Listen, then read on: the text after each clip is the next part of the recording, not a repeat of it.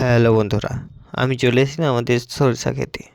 আর আগের ভিডিওতে আপনারা অবশ্যই দেখেছেন সেই ছোট্ট সরিষা গাছগুলো।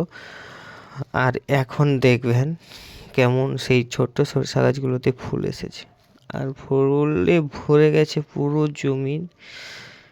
কত সুন্দর লাগছে দৃশ্য, অপরূপ সেই সোনালি সরিষার ক্ষেত। আমার তো খুব সুন্দর লেগেছে, আপনাদের কেমন লেগেছে আমাকে কমেন্ট করে জানাবেন। আর ভালো লাগলে পাশে থাকবেন সাবস্ক্রাইব করে।